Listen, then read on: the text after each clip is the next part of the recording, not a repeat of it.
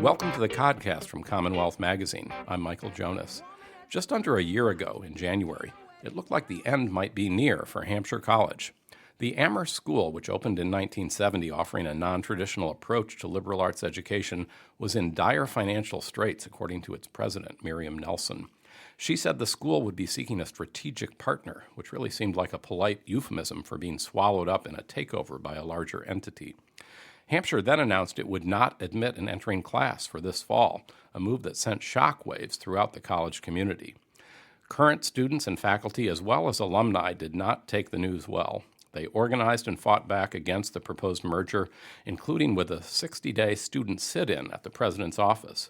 By April, Nelson and the chair and vice chair of the Hampshire Board of Trustees had resigned. College leaders vowed to reverse course on Nelson's edict and remain an independent college. 4 months later, Ed Wingenbach arrived as the new Hampshire president, charged with leading that effort. It is a tall order, and Ed Wingenbach is here with us on the Codcast to tell us how he'll do it and how things are going so far. Welcome. Thanks for inviting me. Really appreciate it.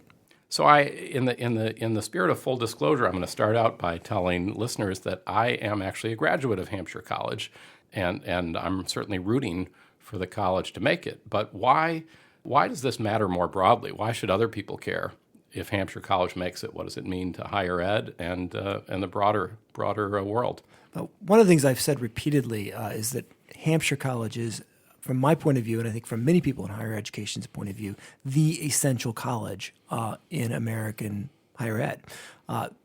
Hampshire College was founded 50 years ago this fall specifically to be a source of innovation and experimentation in higher ed. And so if you look at many of the trends over the last 50 years that have tremendously benefited students across the country, things like the idea of senior capstones, where at the culmination of a student's studies, they do in-depth work or projects in a class or two, or engaging students in research with faculty, or asking students to work across multiple disciplines and fields of knowledge in pursuit of questions, or working or seeing faculties as increasingly working with students as mentors on solving problems, project-based learning, flipped classrooms. You can go on and on and on of the things that are the what are called high-impact practices in higher education. Almost all of them emerged from Hampshire College in one form or another, and so to not have a place like Hampshire College in the educational ecosystem would, I think, just be a disaster for all of us. And so it's really important from that point of view. The other reason it's really important is that there are very few places that a student who wants to construct their own pathway through an education oriented around a question that makes them enthusiastic, or a project that they think will change the world, where they can do that from the moment they walk onto campus. And that's what a Hampshire College invites a student to do, is to say, come here and start doing right away the work that you would go to another college in order to do after you graduate. And we will make the space for you to do that. We will work with you to do that. We will help you do that well. That's an invaluable opportunity, and we would be poorer to not have it. And so just maybe give listeners, if you can, sort of a sort of thumbnail sketch of what that means, for people who aren't familiar with it. What does a Hampshire education consist of? How does it differ in these important ways from sort of traditional higher ed? Sure, and you could probably pitch in here too, since you had that experience. The thing that has been characteristic of Hampshire for the last 50 years, and step back a second. Hampshire, we talk about ourselves as an experimenting college. We're not an experimental college, right? It's a verb. We are constantly trying to innovate and change, and part of our mission statement explicitly is to transform higher education as we transform students. But at the core of all of that experimentation has been is a process by which a student defines the pathway of their own education. We don't have majors. We don't have prescribed pathways. We don't have general education requirements. It is the expectation that a student will determine what it is they want to study, what they need to know, what kind of question they're trying to grapple with, and then they will collaborate with their faculty members who are mentors and co-learners in constructing a contract for a curriculum that they will then pursue using both the courses at Hampshire College, but also at the other 5 colleges. So Amherst College, Smith College, Mount Holyoke, and UMass Amherst, our students can take courses at all of those campuses as part of their educational plan. And then that plan culminates, and this is something that is really incredibly unique, in Division 3, which is the equivalent of the senior year at a typical college, where the student then takes all of that accumulated knowledge and work and produces a year-long, rigorous project that pulls all that together and tries to answer the question they've been asking or produce the project that they've been working on, evaluated by a committee of faculty. So it's kind of like an undergraduate dissertation. And the ability to produce a project like that is just a remarkable demonstration of the kinds of skills that we want students to have when they leave the world or leave Hampshire, go off into the world and do things like work for, the magazine here or the podcast, right? And that's the graduation requirement we have. Mm-hmm. So, you've painted, this picture, sort of at the outset of the sort of vital role that Hampshire plays in the whole kind of higher ed ecosystem, and then talked a lot about the great attributes of the program there.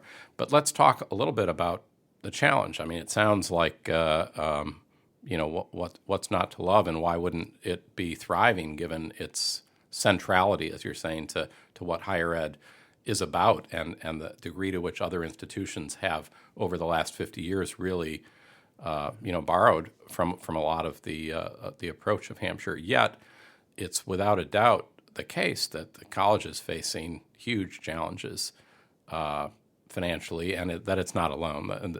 This is something that we're hearing across the higher ed landscape. And it's particularly acute among smaller private liberal arts schools. I think many people may be familiar with, whether they buy into it or not. Harvard Business School professor Clay Christensen, probably the most alarming prognosticator out there, has said as many as half of American liberal arts schools could disappear within a decade.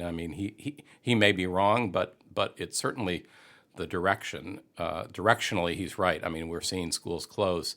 So how is Hampshire going to sort of avoid falling down that path? And clearly, there's this sort of structural problem of higher ed costs just keep outstripping however you measure them. If you measure them against family income or whatever, they are just going at a pace that seems not sustainable. And I've heard you talk about sort of a dual problem that there's kind of the cost structure of Hampshire and of schools like it probably that needs to be looked at. And in Hampshire's case also, you've needed to kind of redouble efforts on the other side of the ledger to bring in money. Those sound like two good goals, but what does that really mean, and how do you take this kind of structure of a small liberal arts campus and dramatically rethink the cost basis in a way to sort of give it some sort of long-term security? Right. So one thing I think it's important to point out is that this is not a new problem. It's particularly striking to go back and read The Making of a College, which is the founding document for Hampshire College. Hampshire was founded in an era in which higher education and higher education experts thought there was a crisis for small liberal arts colleges. This is the late 60s. There was a concern that prices were going up too quickly, that any college that didn't have a big endowment would not be able to survive. And so there's actually two parts of Hampshire's founding mission. One is to be this experimenting innovator in coming up with different ways to deliver a liberal arts education. But there's a second part that people don't pay as much attention to, which is we were tasked to show that you could have a high-quality, rigorous liberal arts education without having massive accumulations of wealth, without having to have a big endowment, or to put differently and put explicitly, that you could deliver a residential liberal arts experience based on largely tuition revenue, right? And part of the challenge that Hampshire has had internally is a narrative that I think very quickly emerged, and I think part of it's because if you live in a neighborhood with people who have lots of resources, you tend to compare yourself to them, right? If you live in a neighborhood full of millionaires and you are only wealthy, right? You maybe feel like you don't have as much. So this idea that Hampshire is an under-resourced institution has been a kind of a dominant refrain for a couple of decades, and so I think that's a mistake. Right? And I think it's a mistake that a lot of small colleges might make. You cannot look at yourself as under-resourced. You have to look at the resources that you have and look relentlessly at the core of your mission and match the two. Mm-hmm. Right? And so what we've been trying to do at Hampshire, and I think successfully, is to say we have a very clear mission. We know exactly what matters at what we do at Hampshire. We need to focus on only doing the things that match that mission and make that student experience as best as it can possibly be as they build their own course of study. And anything that isn't directly related to that is something that we don't necessarily need to be doing. And so as we've been really thoughtful about that, we've managed to get ourselves to a point where our operating expenses for the current year are actually less than our revenue would be if we had admitted a full class, right? So had we admitted a full class of students this fall, we'd be balanced. Actually, we'd be producing positive revenue. And so I think the concern that led to the, I think, kind of self-induced crisis of the spring was a thought, well, costs keep going up. We can't seem to control costs. There's this narrative nationally that people can't control costs. And we can't seem to raise enough money to bridge the gap. If things keep going like this, we can't survive. Let's try to do a responsible thing and teach out our students and do a merger now before it becomes acute. But it turns out that it's not true that you can't control costs, right? That if you, particularly at a place like Hampshire that is full of creative people who are committed to the institution, when you invite the faculty and you invite the staff and you invite your alumni community and you invite your parents of your students and you invite the students to try to grapple with this problem, they can do it, right? But does that mean, having to rethink pretty significantly, your staffing or faculty? Or tell me a little bit about how that happens or how you've been able to do that. And although you said that this sort of challenge is one that was recognized even 55 years ago when the college was being planned, you're now at a point where you are having to really rethink that. And is there a different sort of structure or way of thinking about faculty at these small schools, and that again can help ensure their sustainability? Yeah, I think there is, and there's a lot of different components to the operating budget of a small college. You're asking me specifically about faculty. I'll just give you a couple of numbers here. Between 2010 and 2013, the faculty to student or the student to faculty ratio at Hampshire College was about 15-1, so about 15 students for each faculty member. And at that point, Hampshire was producing either positive revenue and balanced budgets. Right? Last year, it was closer to 8 students for each faculty member. So part of what happened over that intervening period is we saw slight but continuing declines in the number of students who came to Hampshire, who were paying slightly less per student, so declining revenues in both of those elements. And at the same time, we were hiring more people, right? So there was this disconnect between, it would be really great if we had a person who did, this thing, or a person who did that thing, and so let's do that. Yeah, it would be great if we had those things. Right. And that conversation, I think, was not happening in concert with but how many students do we have and how do we best serve them given the resources we have? Right. We're now back to a point where those two are roughly aligned. So even with a smaller faculty this year, a substantially smaller faculty this year than we had last year, the year before, we also have fewer students. Mm-hmm. We're still at a roughly 10 students to one faculty. And over the course of the next 4 years, as we grow back our enrollment and slowly expand, but not dramatically, our number of faculty, we will end up back where we were when we were a financially thriving institution, which is roughly 15 students per every faculty member. Now, there's two things that are important about that have to be rethought about that. One is, given the intensive kind of work that our faculty do with our students, we've been having to think about the structures of things like advising and the way you organize projects within our curriculum to make that work more manageable, to make sure also that students all get the attention that they deserve. We're confident that we can do that. That's sort of, curricular design internal work, but that I think we're positive that we can do. But a second thing that drives that kind of growth in faculty at a lot of places is this idea that what matters in a liberal arts education is having a bunch of faculty representing every one of the traditional disciplines that make up a research university. Mm-hmm. That a liberal arts education is sort of a watered-down version of the research university curriculum, which you can never really do. And instead, we're really focusing intently on this idea that faculty members bring expertise in a discipline, but their primary expertise in relation to students is as a mentor, as a co-learner, as a resource. And so I'm trained as a political philosopher, but I don't. When students come to me to work with me on their projects, I should be able to work with them on any range of things they're interested in. And if one of the things they're interested in is political philosophy, we can do some of that. But we don't need to make sure we have a political philosopher for every student who might have one. We have the particular advantage at Hampshire that as students, their questions develop and they realize, to answer this really interesting question about water quality and inequality in developing countries, I maybe really need to know some sophisticated development macroeconomics, right?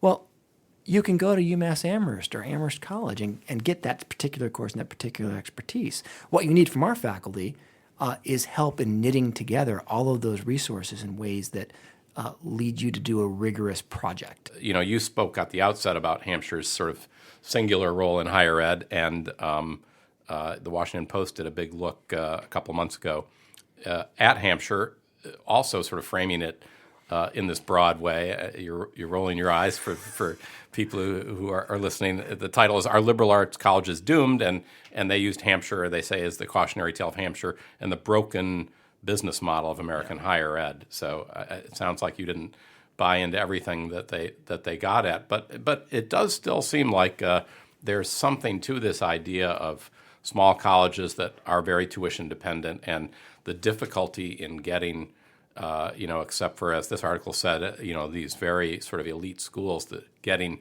as many full-paying students, and so the numbers begin to not work as well. And again, it sounds like, though, that are you suggesting that the kind of rethinking that Hampshire's doing is maybe, again, back to its kind of vanguard role? Is that something that you think, is not a challenge that's going to be unique to Hampshire, but we're going to see other schools having to take that on and rethink things? Well, we already do see that. Mm-hmm. So, I rolled my eyes a little bit, not because of I thought the article was really good. If you read it, it would make you want to go to Hampshire College. The headline framed it as, the downfall of Hampshire College. And then you read this article, you're like, well, that sounds like a really great place. Right. That was my eye roll. Gotcha. So look, the economics of a small tuition-dependent college have always been fraught. They are more fraught now. Mm-hmm. The idea that somehow that bringing in full pay students is going to solve any of these problems is a myth that nobody has believed in that realm of higher education for years and years and years. Mm-hmm. Right? There's just not, there's a small population of schools that can traffic in that. The vast majority of schools are discounting everybody who comes through the door. Mm-hmm. The question is, can you, as a small college, identify the core elements of your mission that will attract the kind of students who will most benefit from what you offer, that you can then support without having to draw on, extra sources of unpredictable income and wealth? And so at Hampshire, we've got a really distinct model, a really distinct role, a really distinct student experience.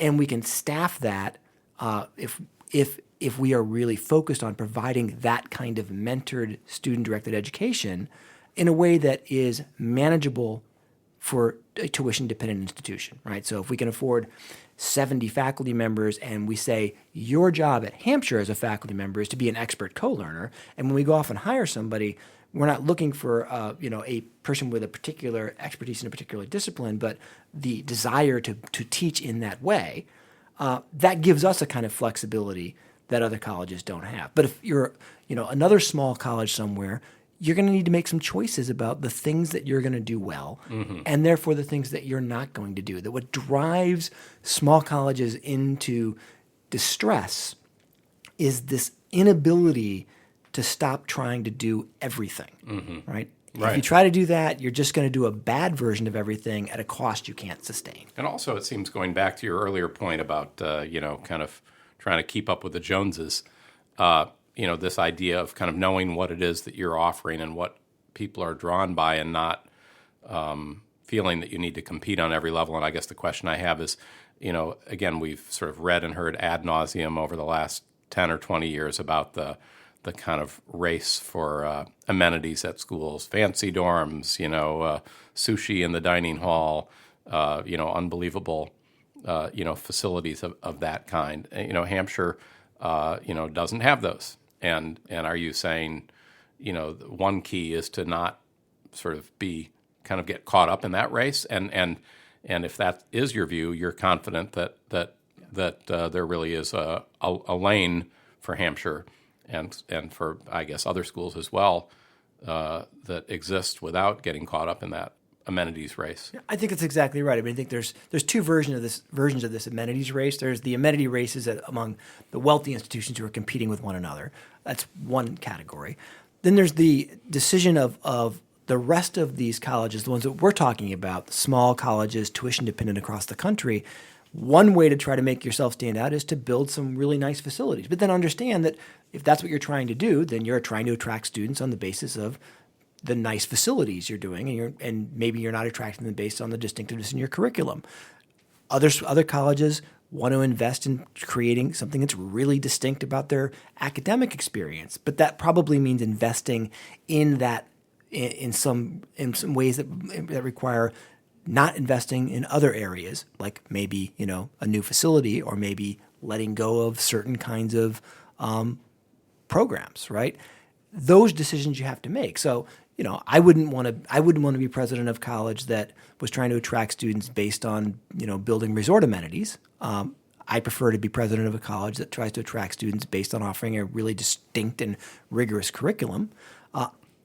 But those are all different versions of distinctiveness. And so I think at Hampshire, you're right. Yeah, I don't think we need a lazy river, right? We have a climbing wall because we were early adoptees of climbing and the outdoors program. We don't have athletics. We don't have an athletics part. We have an outdoors program. Well, there was a pretty good frisbee team back in the day. We still have a really good ultimate frisbee team, right? But we're not an NCAA athletics organization. And I think I am completely confident that there are more than 500 or 600 students every year who desperately want to do the kind of education that Hampshire offers, and are even more interested in it when we are able to say to them, the concerns you have about the world that you want to start grappling with after you graduate from college, you can come here and start doing them right away. I think we can expand that interest. And that's back to my point about lessons for other small colleges. Make those choices. Know who you are, and you're likely to be able to find a market. You don't have to find a lot of people. You just got to find the 400 or 500 every year who want what you offer. Mm-hmm. And just talk a little bit about the few months you've been there. What's been sort of most daunting? What have you been sort of, pleasantly surprised by? Are there things that you arrived and you thought, oh my, this really is a tall order here, and it could be more difficult than you thought? Though the pleasantest of the surprises is the eagerness and willingness of our extended community to engage in the creative problem solving of building a Hampshire College that is sustainable, and the willingness of all of those constituencies to take seriously the fact that we have real challenges that mean we have to make real choices that may have cost for people, and nevertheless engage in that conversation, and to do so with enthusiasm and goodwill. And we spent 2 months from between September through early November meeting weekly. Meeting weekly, faculty, staff, students, alums were calling in, parents were coming to these meetings, trying to develop this plan for the future. And throughout all of it, people never lost energy. They never lost their excitement for what makes Hampshire unique and their part in it. So that's been a really wonderful surprise. I was worried about the ability of people coming out of last spring to kind of put that aside and work for a positive future. So that's been good. I've also been really surprised, well, not surprised, but reassured by the willingness of our extended community to provide financial support, right? So as I mentioned earlier, that if we'd taken a class, we'd have a balanced budget. Well, we didn't take a class. Right. So we have a big gap Exactly. over the next 4 years. Right. And There's so like we're 700 and some students now versus maybe 1,100, 1,200 exactly. back in the day. And so And you want to get to that day again? We will get ultimately? there over the next, by 2023, 2024, somewhere in that area, we should be around 11 to 1,200 students. In the meantime, we need to raise funds, operating funds, to make up that gap. And you've got a big capital campaign going. $60 million capital campaign going. Ken Burns, the filmmaker and Hampshire alum, is helping to lead that. One of the chairs of that. And we've raised. How's that going? To date, we have raised $11.2 million, almost all of it for operating expenses. So people have been very willing to give money directly to that gap. So that's $1 million a month since January. So we're right on pace. We look at the donor capacity of our alums, people who gave a lot more last spring when they realized that they hadn't maybe been giving as much as they could, and then they saw that Hampshire might be in trouble. A lot of people gave a lot more money. So Ken Burns, the argument he made is pick a number that hurts and then multiply it by 4. Right. Ouch. And that's what Ken did, right? Yep. He'll tell you that story over and over again. Right, and a lot of people, maybe they didn't multiply by 4, but they definitely increased their giving. If everybody who increased their giving last spring did that for the next 5 years, that's more than half of our $60 million campaign right there. So, it's been really that level of enthusiasm and generosity has been really, really, really reassuring.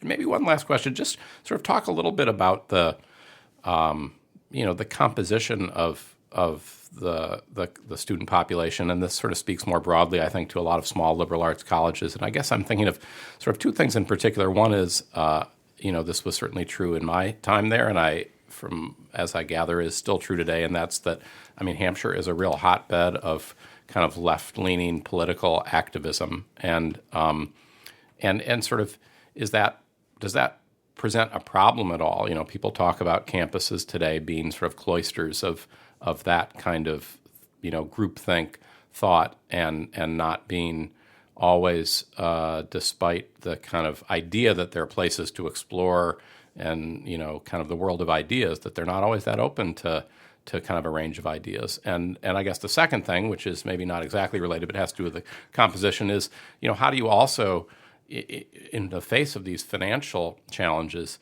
try to serve a broader cross-section of students, from all sorts of backgrounds, economically, racially, and so forth, and not be sort of this sort of elite, sort of oasis of privilege.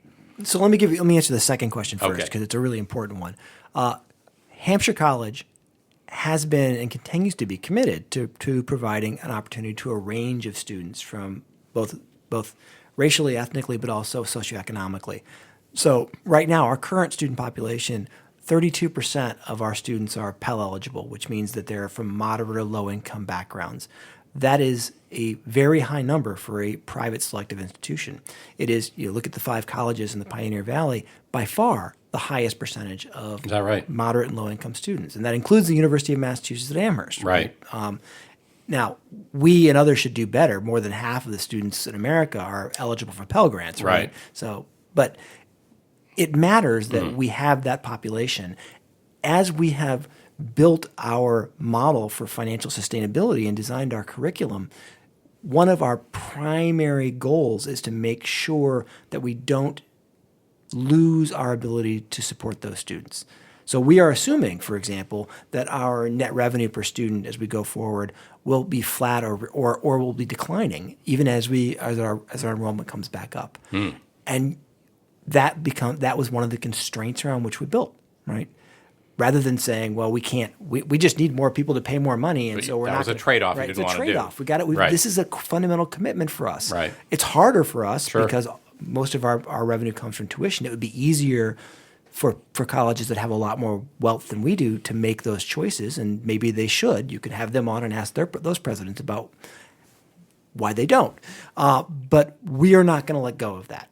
Back to the question about as a political philosopher, hotbeds of liberalism. Right. I think it's an interesting. This is a question that comes up a lot, and not just about Hampshire College, because I think when I talk to other college presidents, particularly college presidents of private liberal arts colleges, this comes up a lot, right? So, in part because current contemporary students tend to be already so much more left-leaning than students a generation or two ago were. So that people looking in from the outside look at a collection of 18 to 22-year-olds from competitive high schools in urban areas, which is primarily what these colleges look like, and say, "Oh my gosh, they've put all the radicals together." Well, no, those are representative of 18 to 22-year-olds, right, and increasingly of their parents as college. At those schools, I mean, probably less so at Texas A&M or huge state schools across the country. Right? Although even at the large state schools, I mean, look at the trend in voter identification beyond college. What is the biggest determinant in your likelihood of being